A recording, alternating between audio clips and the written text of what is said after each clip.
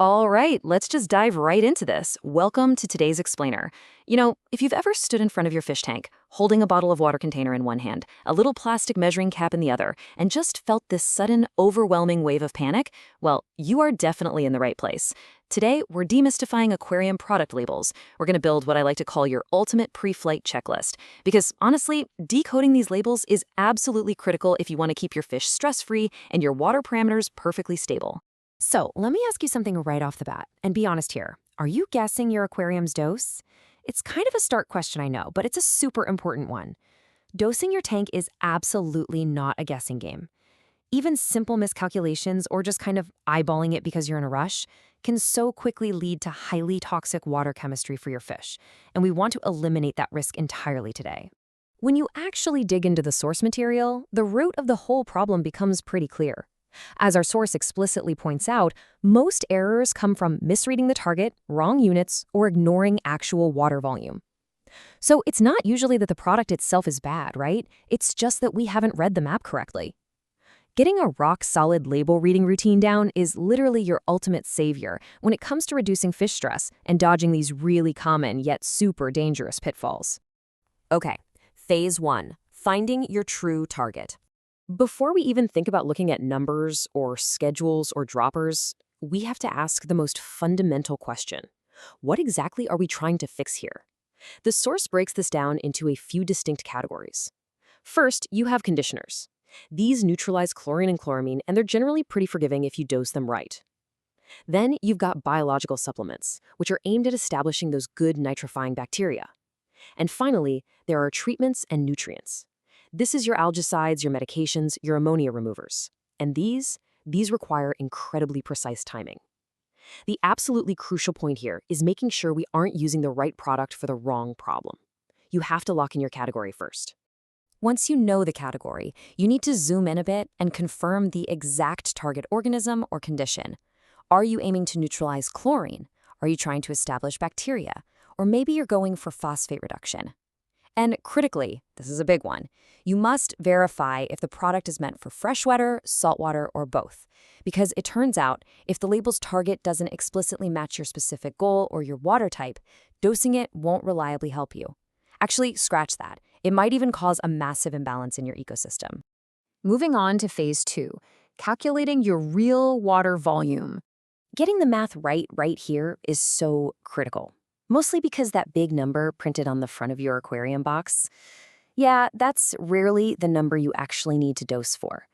We have to look at two totally different concepts: the manufacturer's tank size versus your effective water volume. When a label tells you to dose, say 5 milliliters per 10 gallons, you have to apply that math to your actual operating system volume, not just the raw, empty size of the glass box you bought at the pet store. To put that into perspective, you have to account for volume displacement. Imagine a hypothetical 100-gallon sink. All that heavy substrate you put in, your live rock, your intricate hardscape, all of that physical material takes up space. It meaningfully reduces the total amount of water in the tank. So that so-called 100-gallon tank might actually only hold 80 gallons of effective water. If you don't account for this and you dose for the full 100 gallons, you are blindly overtreating your tank. Stage 3. Mastering the dosing schedule. Okay, so getting the timing wrong, that can be just as disastrous as getting the volume wrong, especially when we're dealing with stuff that actively alters your water chemistry. Labels usually give you distinct instructions based on where you're at in your tank's upkeep. You've got the initial dose on day 1. That's usually your heavy lifting amount for a brand new setup or a major reset. Then you might see a water change dose, which is meant only to replenish exactly the water you just siphoned out. And finally, there's a maintenance dose for daily or weekly upkeep. Now, major warning here. If you're just doing a small water change, but you accidentally use the massive initial dose calculation, you're going to dangerously overshoot and put your entire tank at serious risk. Another really crucial distinction on the bottle is whether you're dealing with a test and dose product or a time-based maintenance product. Test and dose products are strictly anchored to specific water readings, like your active ammonia or nitrate levels. Time-based products, on the other hand, run on a fixed schedule, regardless of what your test kits say. So here is the golden rule. If the label says to stop dosing once a specific target range is reached, you must treat that as a hard stop. Stop immediately.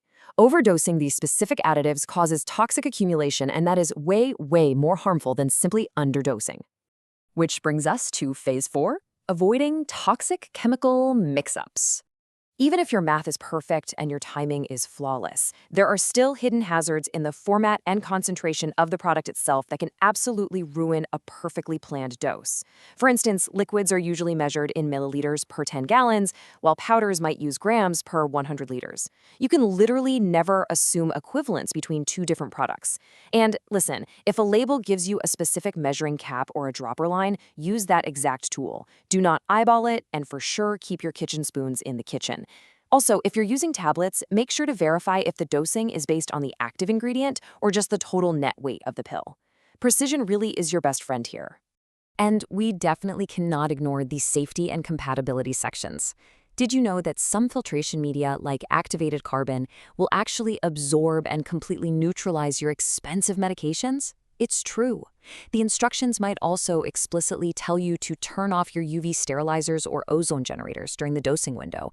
Or they might require you to seriously crank up the aeration and oxygenation just to keep your fish breathing comfortably while the chemicals do their work. Following these hardware instructions is absolutely non-negotiable for safety. All right, here is the payoff, the pre-pour checklist. We've covered the hazards, we've tackled the math, and we've nailed down the timing. Now this is the foolproof, step-by-step routine you need to run through before a single drop hits your water. Step 1. Intended use. Confirm the label matches your exact problem and water type. Step 2. Dosage units. Check if you're measuring in milliliters, grams, or drops. Step 3. Volume basis. Remember the displacement. Base this on your effective water volume, not the empty glass box. Step 4. Schedule. Know exactly if this is an initial, water change, or maintenance dose. And Step 5. Compatibility. Make sure your carbon filters or UV lights aren't going to interfere.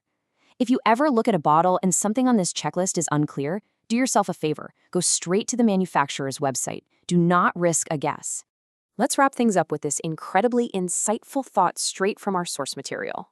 Correct dosing is less about following a magic number and more about matching your tank, your water change timing, and the product's intended action. I want you to keep that principle front and center, because by taking just an extra 30 seconds to decode those labels carefully, you are empowering yourself to treat problems reliably and keep your aquarium inhabitants perfectly safe.